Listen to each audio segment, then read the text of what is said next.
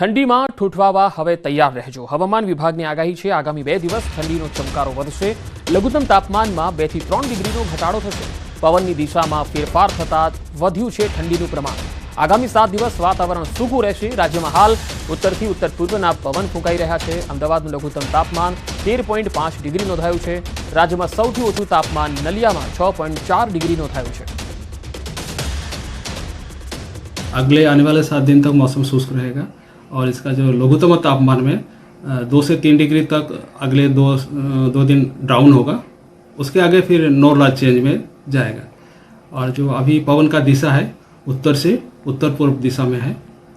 और जो अहमदाबाद का लघुत्तम तापमान रिकॉर्ड हुआ है वो है 13.5 डिग्री सेंटीग्रेड। और गुजरात रीजन में सबसे कम तापमान रिकॉर्ड हुआ है वो नालिया में, वो है आपका 6.4 डिग्री सेंटीग्रेड।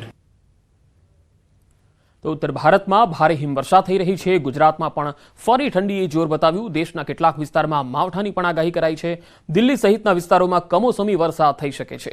તો ગુજરાતમાં પણ કેટલાક વિસ્તારમાં 2 થી 3 ડિગ્રી તાપમાન ઘટવાની આગાહી કરાઈ છે। તો બીજી તરફ રાજસ્થાનમાં પણ કાતિલ ઠંડી પડી છે।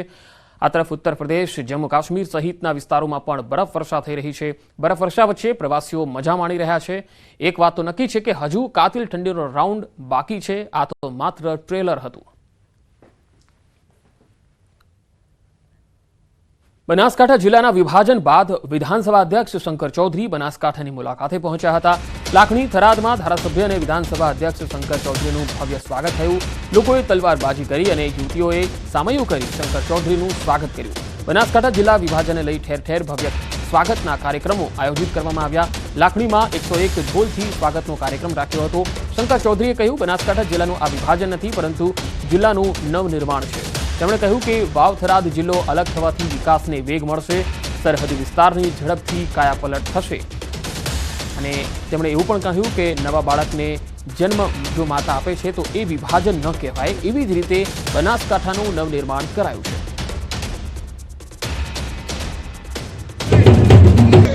વિભાજન નથી, આ નવનિર્માણ છે। माना पेटमांथी कोई बाळकनो जन्म थाय को मामांथी विभाजन नहीं थयुं। नवा बाळकनो जन्म थयो तो आपणे पण जरा वातने समझीए कि नवा जिल्लानुं निर्माण थयुं छे अने प्रजाना हित माटे प्रजाना सरहदी विस्तारनी प्रजाना भाग्योदयनो पण निर्माण थयुं। शंकरभाई चौधरीનું ઠેર ઠેર સ્વાગત કરી રહ્યું છે। શંકરભાઈ ચૌધરી જે થરાદ વાવ જિલ્લો બનાવ્યા બાદ પ્રથમવાર જે છે તે થરાદ વિસ્તારમાં પહોંચ્યા છે। અહીંયા ભવ્ય સ્વાગત આપ જોઈ શકો છો। શંકરભાઈ ચૌધરીનું ભવ્ય સ્વાગત થઈ રહ્યું છે અને એક જ નારા લાગી રહ્યા છે કે વિકાસનું બીજું નામ એટલે શંકરભાઈ ચૌધરી તેવા નારાઓ પણ લાગી રહ્યા છે। જે વિદ્યાર્થીઓ છે તે પણ આવી રહ્યા છે। સીધી જ વાત કરીશું શંકરભાઈ જોડે। સાહેબ, ભવ્ય સ્વાગત થઈ રહ્યું છે ઠેર ઠેર। देशना प्रधानमंत्री मोदी साहेब प्रत्येनो आ विस्तारनी प्रजाने प्रेम अने राज्यना मुख्यमंत्री श्री नरेंद्रभाई मोदी ज्यारे मुख्यमंत्री हता ए वखते पण आ विस्तारमां खूब अहींया आव्या मळ्या। एमने आ विस्तार प्रत्येनो प्रेम हतो अने एमणे आजे नवा जिल्लाना निर्माणनुं काम कर्युं छे अने खास करीने प्रजाजनो देशना प्रधानमंत्री मोदी साहेब અને માન્ય મુખ્યમંત્રી શ્રી ભૂપેન્દ્રભાઈ પટેલનો હૃદયથી આભાર માને છે। થરાદ વિસ્તારમાં સાહેબ જે જશ્નનો માહોલ છે। हाँ बिल्कुल, आज जाने दिवाળી करता पण वधारे उत्सवनो माहौल छे जन जन सुधी। શંકરભાઈ તેમનું કહેવું છે કે દિવાળી કરતા પણ જશ્નનો જે માહોલ છે તે અત્યારે થરાદ વાવમાં જોવા મળી રહ્યો છે। કારણ કે થરાદના લોકોની માંગ હતી જિલ્લાની ને તે માંગ સંતોષાઈ છે। કિશોર તુવર, ન્યૂઝ 18 ગુજરાતી, બનાસકાંઠા। નવા જિલ્લાનું નિર્માણ આપણને કર્યું છે। આ જિલ્લાનું વિભાજન નથી, આ જિલ્લાનું નિર્માણ કર્યું છે। નવા જિલ્લાનું નિર્માણ છે। જે રીતે मां बाळकने जन्म आपे छे तो एक मांथी बे विभाजन नहीं थतुं, नवा बाळकनो जन्म थतो होय छे। ए आनंद अने गौरवनो विषय होय छे। ए ज प्रमाणे आ नवा जिल्लानुं निर्माण थयुं छे। आणंद महानगरपालिकामां करमसदनो समावेश कराता लोह पुरुष सरदार पटेलनी कर्मभूमि करमसदना लोकोए धंधा रोजगार बंद राखीने विरोध नोंधाव्यो। लोकोए કહ્યું, સરદાર પટેલના અસ્તિત્વને જાળવી રાખવા માટે કરમસદનો સમાવેશ આણંદ મનપામાં સમાવેશ ન કરવામાં આવે। મહત્વનું છે કે આણંદ મનપા તરીકે જાહેર થતા આણંદ, વિદ્યાનગર, કરમસદ નગરપાલિકા સહિત આસપાસના 4 ગામનો સમાવેશ કરાયો છે। જો કે કરમસદને સ્વતંત્ર દરજ્જા માટે લોકોની લાંબા સમયથી માંગ ઉઠી છે। તો તો આણંદ મહાનગરપાલિકા જાહેર થઈ છે, પરંતુ તેમાં કરમસદનો સમાવેશ થવાના કારણે કરમસદના જે નાગરિકો છે તેઓ વિરોધ કરી રહ્યા છે. કરમસદને સ્વતંત્ર રાખવામાં આવે તેવી તેમની માગણી છે અને તેમણે આજે ધંધા રોજગાર બંધ રાખ્યા હતા, વિરોધ નોંધાવ્યો હતો. ભાજપના સંગઠન પર્વને લઈને મોટા સમાચાર. જિલ્લા પ્રમુખો અને મનપા પ્રમુખો માટે સેંકડો ફોર્મ આવ્યા છે. પ્રમુખ બનવા માટે દાવેદારોનો રાફડો ફાટ્યો. 33 જિલ્લા પ્રમુખ અને 8 મનપા પ્રમુખ માટે અંદાજે 1300થી પણ વધુ ફોર્મ ભરાયા. પ્રત્યેક જિલ્લામાં એવરેજ 25થી વધારે દાવેદારો છે. સૌથી વધુ દાવેદાર બનાસકાંઠા જિલ્લાના પ્રમુખ માટે 90 જેટલાએ દાવેદારી નોંધાવી છે.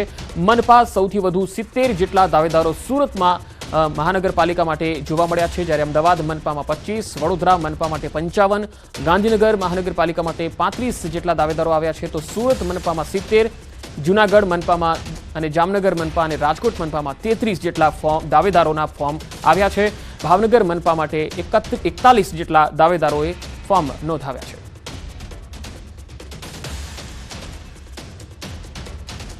વધુ માહિતી સાથે સંવાદદાતા ગૌતમ શ્રીમાળી જોડાયા છે. ગૌતમ, હાલ આ જે જિલ્લાના પ્રમુખો અને મનપાના પ્રમુખો માટે જે અત્યારે એક ટાઈપની પ્રક્રિયા ચાલી રહી છે બીજેપી સંગઠનમાં, કેટલા સમય સુધીમાં આ નામોની જાહેરાત થશે ને આ વખતના પસંદગીની પ્રક્રિયામાં શું ધ્યાનમાં રાખવામાં આવી રહ્યું છે?